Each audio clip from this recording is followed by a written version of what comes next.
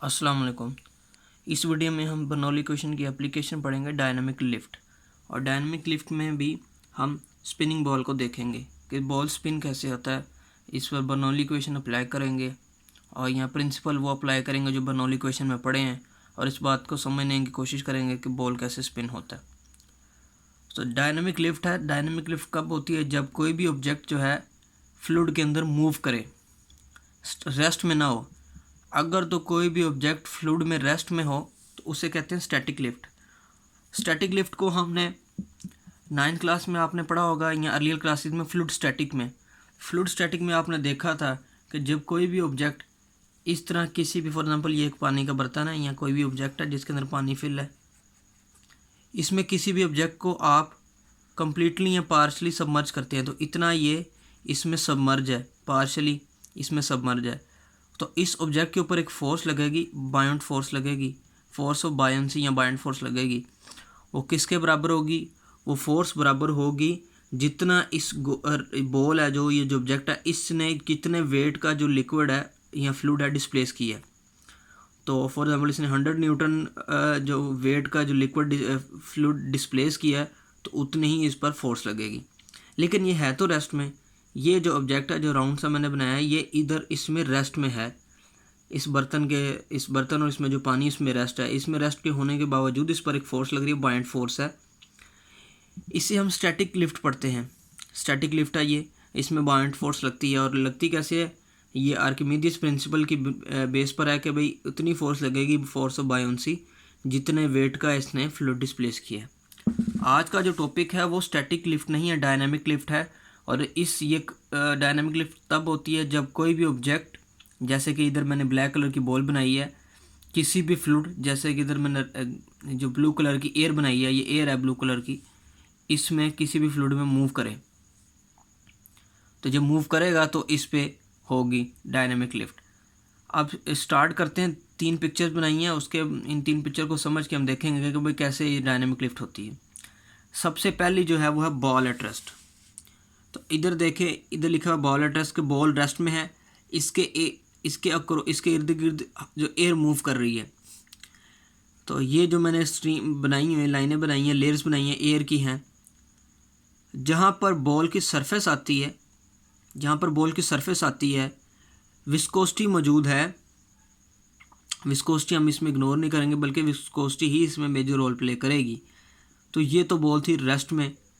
इसमें ये जो वो लेयर्स एयर की जो इसके साथ टच हुई हैं, बॉल के साथ जो टच हुई हैं, वो रेस्ट में आ जाएंगी विस्कोसिटी की वजह से, और उसकी स्पीड 0 हो जाएगी। वो लेयर्स एयर की जो बॉल की सरफेस के साथ टच हैं, वो विस्कोसिटी की वजह से वो इनकी स्पीड 0 हो जाएगी, वो रेस्ट। और बाकी जो ऊपर लेयर्स हैं उनकी भी जो स्पीड या वेलोसिटी है वो भी आस्ता सा बढ़ेगी। ये जो लेयर है जो बॉल के जस्ट ऊपर है, जो टच कर रही है बॉल को, इसे बाउंड्री लेयर कहते हैं। इसकी स्पीड तो 0 हो जाएगी, ऊपर वाली लेयर की भी थोड़ी सी कम होगी, फिर उससे ऊपर वाली लेयर की थोड़ी सी बढ़ेगी। आस्ता आस्ता बाउंड्री लेयर से अवे जब जाएंगे तब स्पीड बढ़ेगी, बाउंड्री लेयर की तरफ आएंगे तो स्पीड क्या होगी? फ्लूइड की कम होगी। दूसरी पिक्चर है, उसमें देखें, दूसरी पिक्चर में है कि बॉल है, ये रोटेट कर रही है। पहली में रेस्ट में थी, दूसरी में रोटेट कर रही है। इधर रोटेट कर रही है, क्लॉकवाइज रोटेट कर रही है। डायरेक्शन रोटेशन को मैंने ब्लू कलर से शो किया। इधर ये बॉल है, ये रोटेट कर रही है क्लॉकवाइज डायरेक्शन में। बाउंड्री लेयर इस दफ़ा थोड़ी सी मैंने ऊपर करके दिखाई है ताकि क्लियर हो जाए। ये जो पहली लेयर है ब्लू कलर की बाउंड्री लेयर है, उससे ऊपर वाली लेयर्स मैंने एक सिर्फ और बनाई है जस्ट एक्सप्लेन करने के लिए। बाउंड्री लेयर को मैंने जस्ट इसके साथ नहीं अटैच किया, वरना इसे ही क्लियर नहीं होना था। ये ब्लैक के साथ अगर अटैच करते तो क्लियर नहीं होना था। बाउंड्री लेयर जो है वो रेस्ट में आ जाती है, यानी उसकी स्पीड 0 होती है।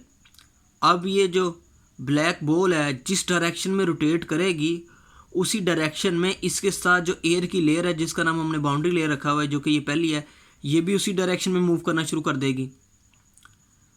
तो ये क्लॉकवाइज मूव कर रही है बॉल, इसके साथ एयर की लेयर जो कि इसकी सरफेस के साथ है बॉल की, जिसे हम बाउंड्री लेयर कहते हैं। ये जो पहली लेयर है, ये जो पहली लेयर है, ये भी इसी डायरेक्शन मूव करेगी। अच्छा, विस्कोसिटी की वजह से इससे जो दूसरी वाली थोड़ी सी अवे लेयर है दूसरी है वो भी थोड़ी सी मूव करेगी उस डायरेक्शन में। आस्ता आस्ता हमने विस्कोसिटी की वीडियो में देख लेंगे कि जैसे जैसे दूर जाएंगे तो फिर ये जो बॉल की डायरेक्शन में लेयर का घूमना है वो कम हो जाएगा। बॉल के बिल्कुल करीब जो एयर की लेयर हैं विस्कोसिटी की वजह से वो उसी डायरेक्शन में मूव करेंगी जिस डायरेक्शन में बॉल मूव कर रही है या रोटेट कर रही है। तो ये जो लेयर है पहली लेयर है जिसे बाउंड्री लेयर करते हैं ये भी उसी डायरेक्शन में रोटेट करेगी मूव करेगी। वैसे वर्ड इधर रोटेशन आना है तो उसी ये लेयर उसी डायरेक्शन में इसकी मोशन होगी, रोटेशन मोशन होगी। और उससे अगली जो लेयर है वो भी उसी डायरेक्शन मूव करेगी। आस्ता आस्ता जितना हम अवे जाएंगे away from the surface of the ball ऊपर जितनी लेयर है फिर वो कम हो जाएंगी, वो फिर सीधी हो जाएंगी। फॉर एग्जांपल इधर से आप इफेक्ट देख सकते हैं पहली तस्वीर से कि बॉल के पास अभी तो इधर मैंने मूव नहीं करवाया, अगर ये मूव करती तो दूर जाके ये लेयर सीधी हो जानी थी। फॉर एग्जांपल ये लेयर है अगर तीसरी इधर मैं कोई बनाता तो ऑलमोस्ट उसके अंदर ये इफेक्ट आना था, थोड़ा सा उसमें कर्व आनी थी, उसके बाद उसने फिर सीधा हो जाना था ऐसे। तो दरम्यान मैंने लेयर नहीं बनाई। अब हमने देख लिया कि एक तो है एयर इधर जा रही है लेफ़्ट से राइट की तरफ, सारी जो जब बॉल रेस्ट में थी तो सारी की सारी एयर लेफ़्ट से राइट आ रही थी। मैंने उनकी डायरेक्शन शो कर दी एरो से, ये एरो की डायरेक्शन अपने जेहन में रखना है, ये वाली एरो कि एयर इस तरफ जा रही है। अब दूसरे केस में मैंने कहा कि बॉल रोटेट भी कर रही है और जब रोटेट करेगी तो बॉल की सरफेस के जस्ट जो करीब है बिल्कुल लेयर है एयर की, वो बॉल की डायरेक्शन में रोटेट करना शुरू कर देंगी। अब इन दोनों का नेट रिजल्ट देखें, बॉल के ऊपर जब बॉल रेस्ट में थी और उसके ऊपर वाली लेयर जो थी वो सीधी थी ऐसे। जब बॉल रोटेट कर रही है इस क्लॉकवाइज डायरेक्शन में तो जो बॉल के ऊपर है लेयर है एयर की उनकी डायरेक्शन भी इस तरफ है, ये एरो इस तरफ बना हुआ है, एरो इस तरफ बना हुआ है, ये भी एरो इस तरफ बना हुआ है, लिहाजा बॉल के ऊपर जो वेलोसिटी होगी वो ऐड हो जाएगी। तो बॉल के ऊपर जो है वेलोसिटी की जो ऐड हो जाएगी क्योंकि सेम डायरेक्शन में है। बॉल के नीचे देखें जब ये रोटेट नहीं कर रही थी तो जो एयर की जो थी डायरेक्शन ऑफ मोशन थी एयर की लेयर्स की वो इस तरफ थी, इस तरफ जा रही हैं ये, लेकिन बॉल रोटेट करने से इनकी डायरेक्शन ऑपोजिट हो गई है। पहले ये लेफ़्ट से राइट की तरफ थी, अब ये राइट से लेफ़्ट की तरफ है, तो ऑपोजिट डायरेक्शन में जो है वेलोसिटी है वो माइनस हो जाएगी। तो ऊपर स्पीड बॉल की कम होगी क्योंकि बॉल ने लेयर्स को उसी डायरेक्शन में मज़ीद रोटेट करवाया जिस डायरेक्शन में वो पहले मूव कर रही थी। बॉल पहले ही लेफ़्ट से राइट की तरफ मूव कर रही थी तो बॉल की रोटेशन बॉल ने एयर की लेयर्स पहले ही राइट डायरेक्शन में मूव कर रही थी। बॉल के रोटेशन ने मज़ीद उनकी राइट साइड की जो मोशन है उसको बढ़ा दी है। बॉल के नीचे पहले जो लेयर्स थी वो राइट साइड की तरफ मूव कर रही थी, लेकिन बॉल की एक क्लॉकवाइज रोटेशन ने उनको लेफ़्ट साइड की तरफ मूव कराया अपने करीब वाली लेयर्स को, तो वो माइनस हो गई। तो रिज़ल्ट नेट है वो पिक्चर 3 में आप देख सकते हैं। पिक्चर 3 में ये हो कि बॉल के ऊपर जो लेयर्स थी एयर की वो मैंने करीब करीब बना दी हैं और मैंने बता दी कि जिनकी वेलोसिटी है मैंने वी कलर से ऐसे शो किया है। तो वेलोसिटी ऐड हो गई, वेलोसिटी का मैग्नीट्यूड स्पीड होता है तो स्पीड बढ़ जाएगी। बॉल के नीचे मैंने लेयर्स को ना वाइडली स्पेस्ड किया है, इनके दरमियान मैंने काफ़ी जगह रखी है और इसके नीचे जो है वेलोसिटी माइनस होगी और वेलोसिटी का जो मैग्नीट्यूड स्पीड है वो कम हो जाएगी। तो बॉल के नीचे स्पीड कम है, ऊपर ज़्यादा है। जहाँ स्पीड कम होती है हम पहले सीख चुके हैं, वहाँ प्रेशर ज़्यादा होता है, डायनेमिक प्रेशर हमने देखा है। तो स्पीड कम है तो प्रेशर ज़्यादा होगा, उधर स्पीड ज़्यादा है इधर प्रेशर कम होगा। डायनेमिक हमने प्रेशर पढ़ा है, स्टैटिक प्रेशर और डायनेमिक प्रेशर की वीडियो में आप देख सकते हैं, उधर बर्नौली क्वेश्चन अप्लाई करके मैंने हाइट सेम करके ये प्रूव कर दिया था। तो स्पीड कम है इधर प्रेशर ज़्यादा होगा, ऊपर स्पीड ज़्यादा प्रेशर कम होगा, तो ज़्यादा प्रेशर से कम प्रेशर की तरफ लिफ्ट होगी, बॉल ऊपर की तरफ मूव करेगी। इसकी ऊपर की तरफ जो लिफ्ट है उसको मैंने रेड कलर के ये एरो से शो किया, ये फोर्स ऊपर की तरफ लग रही है। बॉल की जो अपनी जो है दो मोशन है बॉल की, एक तो बॉल लेफ्ट से राइट की तरफ जा रही है, इसे ट्रांसलेशन मोशन कहते हैं। मोशन ट्रांसलेशन मोशन को आपने पढ़ा हुआ है अर्लील कासी 9th क्लास में, जिसमें बॉडी मूव करती है, स्ट्रेट पाथ भी हो सकता है, कर्व भी हो सकता है, लेकिन बॉडी उस स्ट्रेट पाथ में कर्व पाथ में विदाउट रोटेशन मूव करती है। तो ये जो बॉल सामने जा रही थी इस तरह, चाहे स्ट्रेट है चाहे कर्व है, रोटेशन के बगैर, इस मोशन को ट्रांसलेशन मोशन कहते हैं। तो बॉल इधर से ही ऐसे जा रही है सीधी या ऐसे किसी भी कर्व पाथ में, तो इसकी ट्रांसलेशन मोशन है।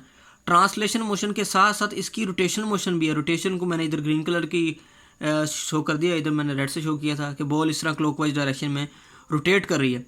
जब बॉल रोटेट करेगी तो इसकी दो मोशन होगी, translation motion and rotation motion. अपने एक्सिस के जो इर्द गिर्द है ये जो मूव कर रही है बॉल, रोटेशनल मोशन है। तो बॉल की दो मोशन को मैंने इधर ऐड किया।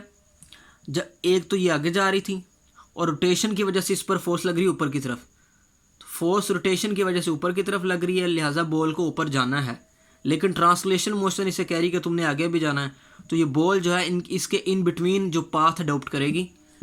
बॉल जो थी इसकी मैंने पाथ को ग्रीन कलर के इसे शो किया, ये इसका एक्चुअल पाथ है। अगर तो जस्ट ट्रांसलेशन मोशन होती, ट्रांसलेशन मोशन के पाथ को मैंने ब्लैक कलर के पाथ से शो किया है, डॉटेड पाथ से, कि अगर सिर्फ ट्रांसलेशन मोशन होती, रोटेशन ना होती, तो बॉल ने सीधा से चले जाना था स्ट्रेट लाइन में, अगर उसे स्ट्रेट लाइन में फेंका गया है। लेकिन रोटेशन की वजह से, क्लॉकवाइज डायरेक्शन में रोटेशन की वजह से बॉल पर इधर आके, फॉर एग्जाम्पल इस पॉइंट पे आके डायनामिक लिफ्ट हुई है, ऊपर की तरफ फोर्स लगी है, तो बॉल आगे भी गई है और ऊपर भी है, इसलिए उसने दरमियान वाला कोई पाथ अडॉप्ट कर लिया। तो ये आउट स्विंग होगी। जो बैट्समैन सामने खड़ा है उसने पहले समझा था कि बॉल जो पीछे से आ रही सीधी आ रही, लेकिन जैसे उसके करीब आई उस पर डायनामिक लिफ्ट लगी, तो ये बॉल विकेट से बाहर की तरफ चलेगी। तो क्लॉकवाइज रोटेशन हुई, तो ये बॉल जो है राइट हैंड जो बैट्समैन था उसके लिए बॉल आउट स्विंग होगी।